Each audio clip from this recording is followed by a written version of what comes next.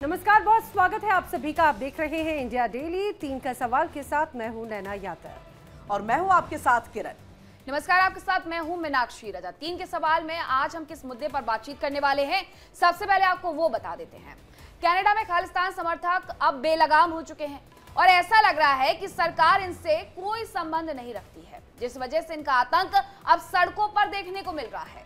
सरकार के मौन समर्थन से वो भारत के खिलाफ लगातार कनाडा में जहर फैला रहे हैं, पूरे देश के माहौल को भारतीयों के खिलाफ जहरीला बना रहे हैं। अगर बात ओटावा की करें तो ओटावा में हजारों खालिस्तानियों ने सिख फॉर जस्टिस के बैनर तले एक अलग खालिस्तान के लिए रेफरेंडम के लिए जुटे हैं। इस दौरान खालिस्तानी कई घंटे तक लाइन में लगे रहे। भारत सरकार ने एसएफजे को यूएपीए कानून के तहत बैन किया हुआ है। खालिस्तानियों के भारत के खिलाफ हिंसक नारे लगाने की ये पूरी घटना निकल करके सामने आई है। ओटावा में हुए इस रैली के दौरान भारतीय नेताओं के खिलाफ हिंसक नारे लगाए गए, जबकि इस दौरान कनाडाई पुलिस चुपचाप तमाशा देखती रही। और देखिए यहाँ पर की रिपोर्ट के मुताबिक ये जो पूरा कार्यक्रम है ओटावा के मैकनेब कम्युनिटी सेंटर में आयोजित किया गया था। यहाँ सुबह 10 बजे से 3 बजे तक वोटिंग हुई है, लेकिन भीड़ की जगह से मतदान के समय को बढ़ाना पड़ा। कुल मिलाकर के मतलब यह था कि भारत में अलग खालिस्तान देश के लिए कनाडा सरकार की मौन सहमति पर वोटिंग हो रही थी। मीडिया रिपोर्ट्स में देखिए ये दावा किया गया कि इस रैली में ओंटारियो, अल्बर्टा और ब्रिटिश कोलंबिया साथ ही क्यूबेक समेत कई कनाडियाई प्रांतों से खालिस्तान समर्थक आए थे और इन लोगों की लाइन करीब 2 किलोमीटर तक यहां पर फैली। और आप ये भी जान लीजिए, एसएफजे उनकी तरफ से ये दावा किया जा रहा है कि इस दौरान 53,000 लोग जुटे जो आयोजन करता थे। कार्यक्रम के दौरान ये सभी लोग पीले कपड़े पहने हुए थे, पीले रंग के खालिस्तानी झंडे लिए हुए नजर आ रहे थे। और इस कार्यक्रम ने ये जरूर कहा जा सकता है कि कनाडा में रहने वाले हजारों भारतीयों को गुस्से से भर दिया। वो कनाडाई का मार्क कार्नी सरकार से कार्रवाई की मांग लगातार कर रहे हैं और भारतीय लीडरशिप के खिलाफ हत्यारे नारेबाजी को लेकर उनकी गिरफ्तारी की मांग भी की जा रही है। लेकिन हमेशा की तरह कनाडाई सरकार का सीधे सीधे मौन समर्थन इन्हें हासिल है, जो बेहद ही शर्मनाक है। एसएफजे के जनरल काउंसिल गुरपवंत सिंह पन्नू ने, जिसे भारत ने आतंकवादी घोषित किया हुआ था, उसने भी इस कार्यक्रम के दौरान वीडियो लिंक से खालिस्तान समर्थकों को संबोधित किया। एसएफजी ने इस दौरान ये सवाल भी उठाया कि कनाडा के प्रधानमंत्री मार्क कार्नी ने उसी दिन साउथ अफ्रीका में G20 समिट के दौरान प्रधानमंत्री मोदी से मुलाकात की और इस बात पर भी सवाल उठाया कि जब कनाडा में भारत विरोधी और आतंकवादी गतिविधियां हो रही हैं, तब कनाडाई पीएम भारतीय पीएम से आखिर क्यों मिले। लेकिन सबसे पहले आपको बताते हैं कि 3 के सवाल में आखिरकार पहला सवाल क्या है। तो पहला सवाल यह है कि क्या खालिस्तानियों का नया अड्डा बना है कनाडा, और दूसरा सवाल है खालिस्तान पर क्यों मेहरबान कनाडा सरकार। साथ ही साथ सवाल यह भी खड़ा होता है कि भारत के खिलाफ खालिस्तानियों की क्या ये बड़ी साजिश है, क्योंकि ये पहला मौका नहीं है जब कनाडा से इस तरह की तस्वीरें नजर आई हो जो भारत विरोधी सीधे सीधे नजर आती हो। जानने की कोशिश करेंगे, हमारे साथ में खास मेहमानों का जो पैनल जुड़ रहा है उनसे आपको मिलवाते हैं और जानने की कोशिश करते हैं इसकी सारी सिचुएशन को। निपुण आलम बायन जी हमारे साथ में जुड़ रखे हैं, विदेश मामलों के जानकार हैं। निपुण जी, बहुत स्वागत है आपका इंडिया डेली की इस चर्चा में। सबसे पहले तो आपसे यही समझना चाह रहे हैं, एक बार फिर से ये कहा जाए जनमत के तौर पर रेफरेंडम के लिए बड़ी संख्या में लोग इकट्ठे होते हैं, एक एजेंडा सेट करने की कोशिश की जाती है और एजेंडा सीधा सीधा भारत विरोधी है। क्या ये अब कनाडा की जो जमीन है वो भारत विरोधी और खालिस्तानी ग्रुप के लिए सबसे मुफीद जगह बन चुकी है लगातार जहर उगलने के लिए? नहीं, देखिए, जो अभी प्रेसिडेंट गवर्नमेंट है उसका नजरिया भारत के फेवर में है। उसका उस तरह से नहीं है जिस प्रकार से हम देखते थे कि पहले जो जस्टिन ट्रूडो की सरकार थी। प्रेसिडेंट गवर्नमेंट का जो रवैया है वो इंडिया के फेवर में और इंडिया के साथ एक बेटर रिलेशन बनाने के लिए भी वो तत्पर है। और अभी जैसा आपने जिक्र किया अपने ओपनिंग रिमार्क में, तो अभी G20 का जो समिट हुआ और एक नया अलायंस वहां पर बनाया गया जिसमें 3 देश शामिल हुए, भारत, कनाडा और ऑस्ट्रेलिया। और तीनों ने हर तरह के कोऑपरेशन को लेकर, आपसी सहमति को लेकर कि हम आगे बढ़ेंगे और आपसी सहमति पर हम कार्य करेंगे। अभी जो इस प्रकार का ये मूवमेंट हुआ, हालांकि पहली बार नहीं, पहले भी होता रहा है, लेकिन जिस प्रकार से संख्या आ रही है कि 53,000 लोगों ने वोट किया, तो ये निश्चित रूप से एक कहीं ना कहीं तनाव वाला विषय इसलिए बन जाता है कि 53,000 संख्या को जुटना और पुलिस का वहां पर मौक दर्शक के तरह बने रहना, तो ये थोड़ा सा प्रश्न अखर रहा है कि ऐसा कैसे हो सकता है कि जो प्रेजेंट गवर्नमेंट है, यानी कि मार्क कार्नी की जो गवर्नमेंट है, जो सपोर्ट कर रही है, जी। उसका रवैया कहीं ना कहीं कुछ नेगेटिव नजर आ रहा है। लेकिन थोड़ा सा मैं हमेशा एक बात बोलता हूँ कि हर किसी भी देश के अंदर थोड़ा सा उनकी जो डोमेस्टिक पॉलिटिक्स होती है, उस पर भी हमको थोड़ा सा नजर डालना होता है, तब हम थोड़ा सा चीजें थोड़ा क्लियर कर पाते हैं। देखिए एक्चुअली क्या है कि कई ऐसे उनके निर्वाचन क्षेत्र हैं या कई एरियाज हैं जहाँ पर काफी बड़ी मात्रा में जो है ऐसी कम्युनिटी वहां पर रहती है, और उसमें एक बड़ी संख्या जो है वो खालिस्तान के समर्थक की है, और खालिस्तान समर्थकों को पूरा सपोर्ट कई तरीके से, केवल कनाडा ही नहीं, बाहर के देशों के द्वारा भी, चाहे वो पाकिस्तान हो या और भी कई कंट्रीज हैं जिनका सपोर्ट मिलता है। तो उस एरिया के जो लोग हैं, जिसको हम लोग न्यू डेमोक्रेटिक पार्टी के नाम से जानते हैं, तो उसके सपोर्ट में ये सब पूरा पूरा चलता है। जो पुन्नू है वो भी काफी मात्रा में, काफी बड़ी संख्या में मान लीजिए अपनी बात को उगलता भी रहता है, कहता भी रहता है, और उसका भी एक अच्छा खासा क्या सपोर्ट नहीं निपुण जी, लेकिन इस बात को हम थोड़ा समझना चाहेंगे आपसे कि देखिए जस्टिन ट्रूडो के टाइम में चीजें थी, ठीक है, समझ में आता है कि उस वक्त में हालात क्या थे, जस्टिन ट्रूडो का कितना समर्थन खालिस्तानियों को प्राप्त था, लेकिन नई सरकार के आने के बाद तो ऐसा लगा कि बहुत कुछ चीजें बदल जाएंगी। और वो हमने तस्वीरें जो है देखी भी थी प्रधानमंत्री के साथ में, किस तरह से जो बातचीत का दौर चल रहा था, लगा था सकारात्मक होगा। उसके बावजूद हम देखते हैं कि कई हिंदुस्तानी जो कनाडा में अपने कैफे को खोले हुए हैं, कई लोग हैं वहां पर, उन पे दिन दहाड़े जो है गोलियां चल जाती हैं। इसके बाद देखिए यहाँ पर कि इस तरह से खालिस्तानी समर्थक जो है वो जुट जाते हैं। नई सरकार से जो एक्सपेक्टेशन है, मुझे लग रहा है वो न के बराबर पूरा होते हुए चीजें दिख रही हैं। नहीं देखिए, एक्चुअली जैसे मैंने कहा ना कि एक पॉलिटिकली पूरा जो न्यू डेमोक्रेटिक पार्टी है उसका काफी अच्छा क्या है प्रभाव है, और कुछ एरियाज में काफी अच्छा कंट्रोल करते हैं। और जो प्रेजेंट गवर्नमेंट है, इसको हम लोग जो गवर्नमेंट मानते हैं, ये काफी मामलों में स्टेप लिए भी, ऐसा नहीं कि स्टेप नहीं लिए हैं, लेकिन क्या है कि जो कनाडा का कॉन्स्टिट्यूशन है या कनाडा का जो सिस्टम है, वो आप जानते भी हैं कि एक वैसा सिस्टम है जैसा ऑस्ट्रेलिया का। वहां के आज भी जो किंग हैं वो कौन है आपका, यानी कि हम कह सकते हैं कि आपका ब्रिटेन की रानी। जो ऑस्ट्रेलिया का राजा है वो ब्रिटेन का राजा है, और वही आपका कनाडा का राजा है। तो उस तरह का जो एक सिस्टम उन्होंने बनाया, वो सिस्टम में फुल्ली कंट्रोल कनाडा का उस डेमोक्रेटिक सेटअप के साथ में नहीं है। और जिस एरियाज की हम बात करते हैं, उन एरियाज में सिख कम्युनिटी में खालिस्तानियों का अच्छा खासा प्रभुत्व है। तो मैं ये नहीं कह सकता कि प्रेजेंट गवर्नमेंट अगर भारत की की जाए निपुण है। जी, तो भारत में इस तरीके की मूवमेंट की कोई जगह नहीं रह गई है, यहाँ इस तरीके का कोई मूवमेंट नहीं दिखता है। लेकिन जब कनाडा की धरती पर दिखता है तो सवाल बनते हैं। संजीव श्रीवास्तव जी, हम वो तस्वीरें भी दिखा रहे हैं जब प्रधानमंत्री नरेंद्र मोदी की G20 के दौरान मुलाकात हुई कनाडाई पीएम से, लेकिन उसके बाद जो तस्वीरें ओटावा से निकल करके सामने आई है कनाडा से, वहां देखने को मिल रहा है कि एक बड़ा जनसमूह निकला हुआ है सड़कों पर, और वो भारत के खिलाफ सिर्फ बयानबाजी नहीं कर रहे हैं, बल्कि यहाँ के नेताओं के खिलाफ भी अनर्गल बयान दे रहे हैं। अब जब ये इस तरीके की बयानबाजी होती है तो सवाल तो उठता है कि सरकार बदल गई कनाडा में, लेकिन वहां पर रहने वाले खालिस्तानियों पर कोई कार्रवाई नहीं हुई, पुलिस वहां पर मूकदर्शक बनी रही।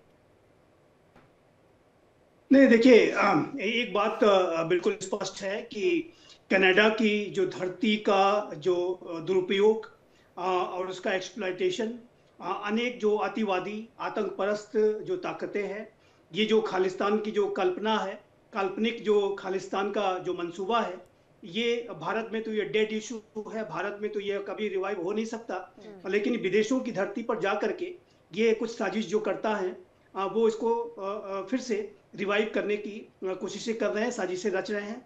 और उसी प्रक्रिया में ये समय समय पर कुछ धरने प्रदर्शन इत्यादि करते हैं। ये मुट्ठी भर ही लोग हैं, ज़्यादा लोग नहीं हैं।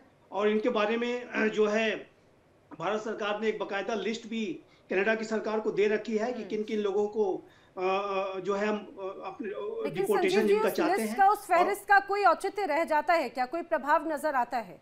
क्योंकि हम देखते हैं कि कई ऐसे लोग, अभी हाल ही में कई ऐसी रैलियां हुई, या फिर ये कहा जाए कि जब लोग यहाँ पर एकजुट हुए तो उसमें एयर इंडिया ब्लास्ट का भी जो मुख्य आरोपी था वो तक उस दौरान वहां पर शामिल था, और वो बड़े स्तर पर इस रूप में कई बार हम ऐसे चिन्हित खालिस्तानी आतंकियों को वहां पर देखते हैं। तो इस फहरिस्त का कोई औचित्य रह जाता है क्या? देखिए, एक बात बहुत स्पष्ट है कि अभिव्यक्ति की स्वतंत्रता के आधार पर किसी भी आतंकी, अतिवादी, आपराधिक जो तत्व हैं उनको फ्रीडम नहीं दी जा सकती।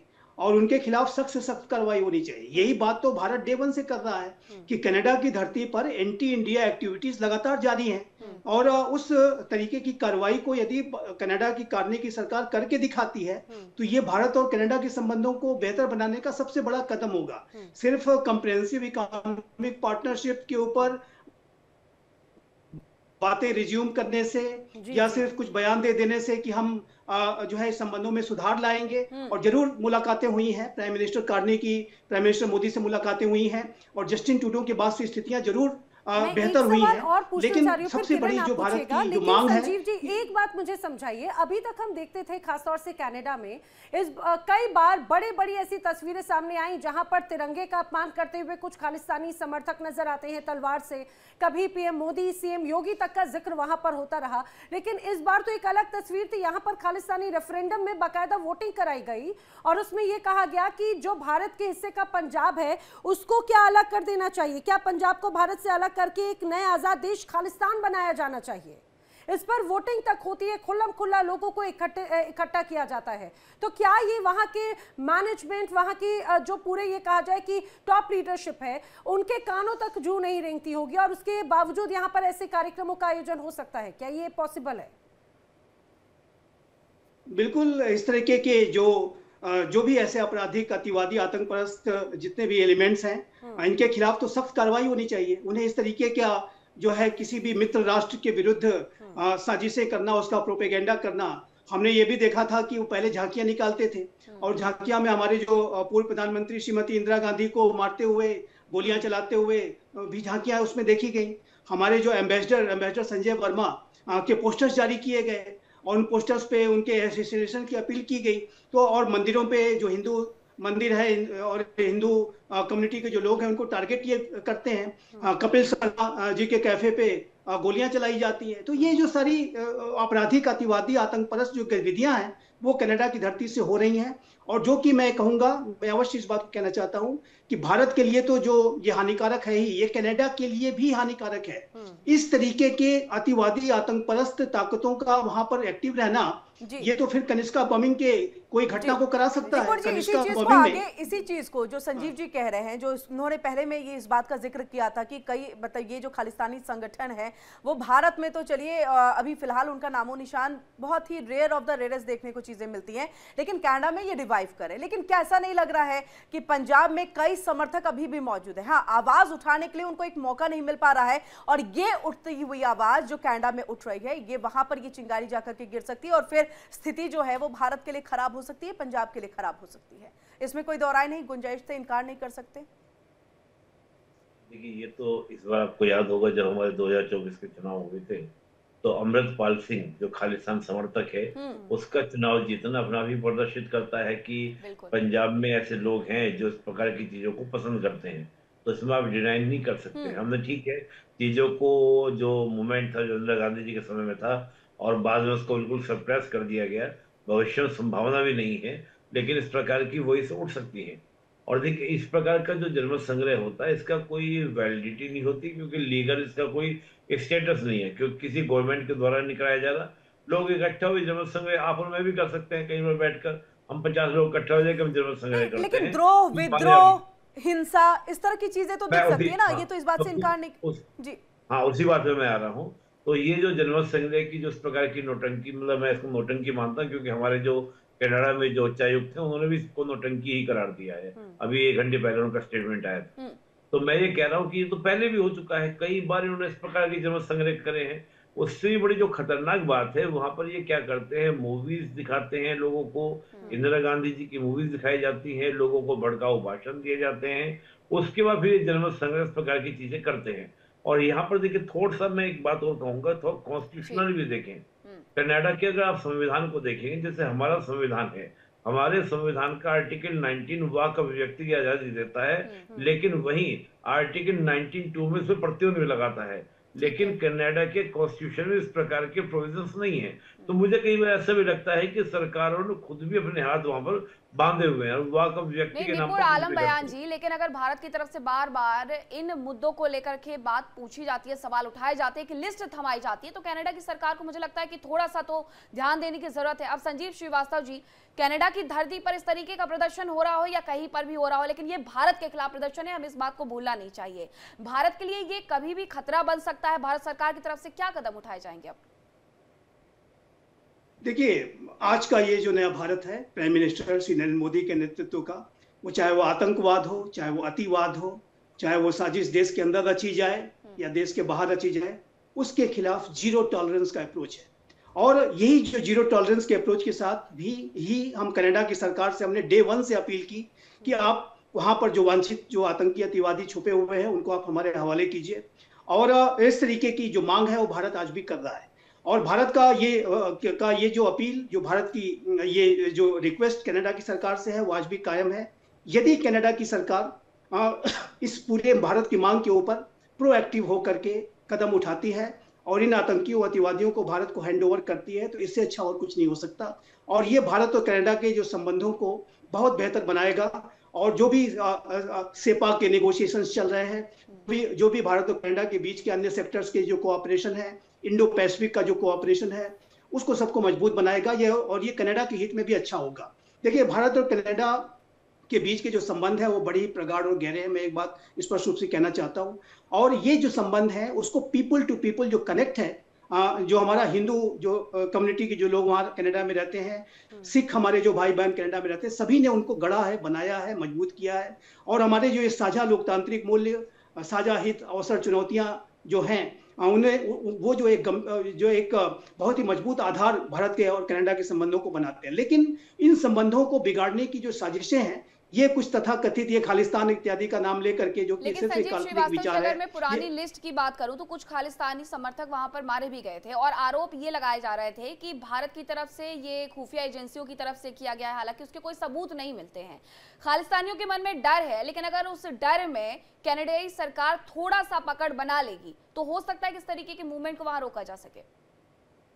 ये बहुत ही अच्छा आपने सवाल किया है। देखिए, भारत की सरकार कभी भी एक्स्ट्रा जुडिशियल किलिंग्स में विश्वास नहीं करती। भारत की सरकार जीरो टॉलरेंस का हमारा अप्रोच जरूर है। हम ये चाहते हैं कि आतंकियों के ऊपर, अतिवादियों के ऊपर, आपराधिक तत्वों के ऊपर कड़ी से कड़ी कार्रवाई की जाए। भारत ने किया भी है। लेकिन हम अगर कोई ऐसी कार्रवाई विदेश की धरती पर जाके करते हैं तो हम बकायदा उसको अनाउंस भी करते हैं कि हाँ, हमने ये ऑपरेशन सिंदूर किया है, हाँ, हमने ये बालाकोट की स्ट्राइक की है, हाँ, हमने ये सर्जिकल स्ट्राइक की है। लेकिन इस तरीके से जो जस्टिन ट्रूडो, जो पहले के बहुत ही अपरिपक्व जो वहां के नेता थे, अपनी संसद में जाकर के, जिसको कहते हैं रूफ टॉप पे जाके चिल्लाने लगना कि वो मुझे परेशान कर रहा है इत्यादि इत्यादि, उन्होंने जो कृत्य किया बहुत ही अपरिपक्व था। और हरदीप सिंह निज्जर नामक जो आतंकी था, उसकी वहां पे हत्या अवश्य हुई थी, लेकिन उसमें भारत का कोई रोल नहीं था। कोई प्रमाण नहीं है कि भारत ने ऐसा कुछ करवाया था। तो ये जो कनाडा की जो पहले जो प्रधानमंत्री थे, उन्होंने उनकी अपरिपक्वता की वजह से, और मैं कहूंगा सत्ता लोलुपता की वजह से, उसी के बाद से हमने देखा है रिश्ते किस तरह से बिगड़ गए हैं। मैं एक चीज निपुण जी से समझना चाहूंगी। निपुण जी, अगर कनाडा की सरकार की तरफ से इस पे कोई कार्रवाई नहीं होती या कोई बयान भी सामने नहीं आता, कोई प्रतिक्रिया सामने नहीं आती, तो पाकिस्तान के बाद कनाडा को भी हमें थोड़ा सा स्ट्रिक्ट वे में जो है वो देखने की जरूरत है। नहीं, देखिए, एक्चुअली क्या है कि पाकिस्तान में तो स्टेट स्पॉन्सर टेररिज्म है और इसमें और उसमें दोनों में अंतर हो जाता है। देखिए, इनका कॉन्स्टिट्यूशन ही ऐसा, इनका सिस्टम ही ऐसा है। हाँ, ये जरूर है कि भारत सरकार को कड़ी आपत्ति दर्ज कराते हुए और जो लिस्ट दी है उस पर कार्रवाई करने के लिए सख्त तरीके से बातें रखनी चाहिए। और जैसे भी मैंने आपको बताया कि हमारे जो उच्चायुक्त है कनाडा में, भारत के उच्चायुक्त, उन्होंने बहुत सख्त टिप्पणी की भी है। इस प्रकार की बातें जो है, बोलने की आजादी है, समझ में आता है, इसके अगेंस्ट में आपके पास कोई लॉ नहीं जो भारत में है यहाँ पर, लेकिन ऐसे में आप निज्जर की हत्या का आरोप लगा देते हैं, ट्रूडो लगा देते हैं, रिश्ते खराब हो जाते हैं। तो बहुत ज्यादा अंतर कैसे आप मतलब पाकिस्तान और कनाडा में यहाँ पर देख सकते हैं, क्योंकि रहे उन्हीं की सरजमी पे हैं, खालिस्तानी समर्थक है वो यहाँ पर, इस तरह से बड़ी मूवमेंट तो लगभग वैसी ही चीजें चल रही है ना। धीरे धीरे हो सकता है ये हमले में भी तब्दील हो जाए। नहीं, देखिए, एक्चुअली क्या था कि एक तो जस्टिन ट्रूडो ने तो कसम खा ली थी कि मुझे भारत से संबंध खराब करने, उसका उनका पॉलिटिकल उनके कंपल्शन से मजबूरी थी, क्योंकि उनको एक अलायंस गवर्नमेंट चलानी थी। अलायंस गवर्नमेंट चलाने का तरीका उन्होंने यही सोचा कि जो न्यू डेमोक्रेटिक पार्टी, उसके सपोर्ट हमें तो ही मिलेगा, कि जब वो हम इस प्रकार की बातें बोलेंगे, लेकिन प्रेसिडेंट गवर्नमेंट की ऐसी मजबूरी नहीं है, उनकी मेजोरिटी है जिसको सरकार चला रहे हैं। ये बात सही है कि देखिए एक्चुअली पाकिस्तान में फिर अंतर, देखिए अंतर समझिएगा, पाकिस्तान का मतलब क्या है कि पाकिस्तान में जैश ए मोहम्मद, लश्कर तैयबा, जितने भी ऑर्गेनाइजेशन हैं, इनकी बैक में है पाकिस्तान आर्मी, जो उनको फंड भी कर रही है, हर तरह का सपोर्ट कर रही है। यहाँ पर जस्टिन ट्रूडो के बाद प्रेसिडेंट गवर्नमेंट को लेकर हम ऐसा नहीं कह सकते, क्योंकि जिस प्रकार से गर्मजोशी के साथ वो लगातार हमसे संबंध बेटर कर रहे हैं, तो मुझे ऐसा लगता है कि भारत को जब भी डाउट्स होते हैं, जैसे पीएम मोदी की मुलाकात हुई तब भी इस बात को उठाना चाहिए था, इस बात को। मुझे कुछ एक ऐसा भी लग रहा है कि कहीं ऐसा तो नहीं है कि कनाडा की गवर्नमेंट के भारत सरकार से बेटर रिलेशन बन रहे हैं, तो इस फ्रस्ट्रेशन में खालिस्तानी आकर इस तरह का मूवमेंट ना कर रहे हो। बिल्कुल, मैं आपसे ये भी यही एक जानने बात की भी fact हो कोशिश सकता कर है। रही थी कि अभी हम देख रहे हैं कि पहले की जो सरकारें थी उनके साथ में तो किस तरह से टर्म्स रहे, जस्टिन ट्रूडो का रवैया और खासतौर से खालिस्तानी आतंकवादियों को समर्थन या फिर ये कहा जाए नजरअंदाज करना एक तरह से समर्थन हो जाता है। लेकिन मौजूदा सरकार जो एक अलग रूप में भारत के साथ में अपने रिश्तों को मजबूत कर रही है, ट्रेड डील कर रही है, उससे एक खलबली कहीं ना कहीं नजर आती है। लेकिन संजीव जी, चूंकि यहाँ पर अभी पाकिस्तान के आतंकी संगठनों का भी जिक्र हुआ, इसके पहले भी हमने देखा है कि खालिस्तानी जो आतंकी हैं या फिर ऐसे तमाम गुट भारत के विरोध में कई बार जहर उगलने का काम करते रहे, और भारत में भी कई बार ऐसी तमाम बड़ी घटनाएं हुई जिसमें सीधा सीधा ये मॉड्यूल नजर आया कि ये कनाडा से साजिशें रची गई। तो अब ये कहा जाए नफरत बढ़ाने की साजिशें, नफरतें फैलाने की साजिशें आने वाले वक्त को लेकर ये चिंता जाहिर करता है, क्योंकि बड़े नेताओं का नाम यहाँ पर लेते हैं, भारत पंजाब को अलग करने की बात यहाँ पर कहते हैं। देखिए, ये जो मंसूबे जरूर पाल सकते हैं और इस तरीके के जो है दिवा स्वप्न जरूर वो देख सकते हैं, लेकिन वो मंसूबे, वो साजिशें कभी भी सफल नहीं होंगी। जैसा कि मैंने कहा कि खालिस्तान एक डेड इशू है और इस डेड इशू को एस्टैब्लिश करने के लिए भारत की तरफ से बड़ी लंबी लड़ाई लड़ी गई। अगर 53,000 से ज्यादा समर्थक अगर वो किसी धरती पर अगर एक रैली के रूप में इकट्ठे होते हैं तो वो कम संख्या नहीं होती। देखिए, ये उनको जो भी इसमें शामिल है उन रैलियों में, उनको बरगला करके, उनको प्रलोभन इत्यादि दे करके, जो इसके जो मास्टर माइंड्स हैं, जो कि जाहिर है कि अभी भी एक्टिव हैं, ये उनकी साजिशों के तहत ही किया जा रहा है। कुछ मोबिलाइजेशन वो जरूर कर लेते हैं, लेकिन अगर एक्चुअल जो देखें तो एक्चुअल जो मास्टर माइंड्स और आतंकी और अतिवादी और खालिस्तान के समर्थक हैं, वो ज्यादा बड़ी संख्या में नहीं देखता। मेरे असेसमेंट के मुताबिक यदि कनाडा की सरकार इनके ऊपर सख्त कार्रवाई करे तो जो भी मंसूबे हैं वो धराशायी हो जाएंगे। और यही बात भारत लगातार कनाडा से कह रहा है कि आप इनके ऊपर प्रोएक्टिव तरीके से कड़ी कार्रवाई करके भारत ये लगातार ये बात भारत को हाँ बिल्कुल सर, ये भारत लगातार और ये भारत को स्वीकार नहीं होगा कि आप कनाडा की धरती पर भारत के खिलाफ इस तरीके की झांकियां निकालें और इस तरीके के प्रदर्शन करें। ये इस नए भारत को बर्दाश्त नहीं होगा और इसके खिलाफ भारत तो अपनी तरफ से जो भी कदम उठाएगा वो अवश्य उठाएगा। लेकिन कनाडा जो भारत का एक मित्र राष्ट्र है और अनेक नेगोशिएशंस हमारे चल रहे हैं, वो तभी आगे बढ़ सकते हैं कि जब आप भारत के आप कंसर्न्स को एड्रेस करेंगे। और हम यही आशा करते हैं और आपके बड़े सम्मानित चैनल के माध्यम से मैं कहना चाहता हूं कि भारत सरकार और हमारा जो पूरा एस्टेब्लिशमेंट, पूरा राष्ट्र यही आशा करेगा कनाडा से कि आप वहां की सरकार इन अतिवादियों के ऊपर सख्त से सख्त कार्रवाई करके खिलाफ ये अभियान चलाए जा रहे हैं, भारत विरोधी अभियान चलाए जा रहे हैं, वो वहां पर समाप्त कर दिए जाए। निपुण आलम बयान जी, बहुत सारे लोग ये खबर देख रहे होंगे कि इस तरीके का कोई प्रदर्शन कनाडा की धरती पर हो रहा है। भारतीय बड़ी संख्या में जाते हैं, कनाडा में पढ़ते हैं, वहां काम भी करते हैं। अब ऐसे में भारत के लोगों के लिए भी ये सोचना थोड़ा मुश्किल भरा हो रहा है कि कहीं उनके अपनों पर तो कोई खतरा नहीं है।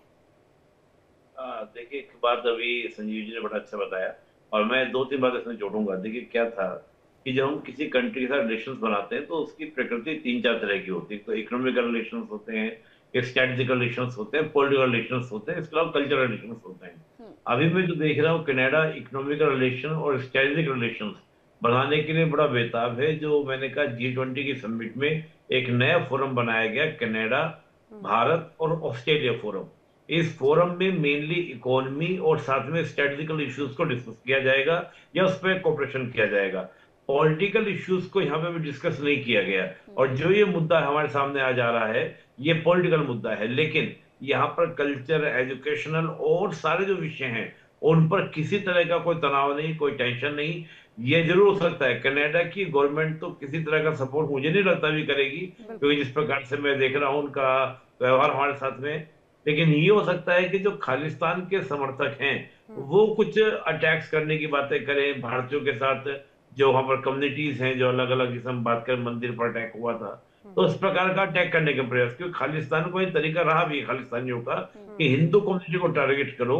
और जो हम भारत के अंदर हिंदू सिख जो एक यूनिटी देखते हैं, आज हम जानते भी हैं, आज एक हम बड़ा बड़ा फेस्टिवल बना रहे, तेग बहादुर जी को याद भी कर रहे हैं। तो आप जानते हैं कि भारत में जो सिख और हिंदू कम्युनिटी की जो एक यूनाइट हम देखते हैं, सेंध यूनिटी लगाने देखते की हैं, कोशिश जरूर उसको उनकी तरफ कहीं से न की कहीं जा रही है, लेकिन ये खालिस्तानी जानते हैं कि उन्हें कनाडा की धरती पर रहना है तो थोड़े वहां के नियम कायदे भी मानने होंगे। बहुत धन्यवाद आप दोनों का हमारे साथ जुड़ने के लिए, इस चर्चा का हिस्सा बनने के लिए।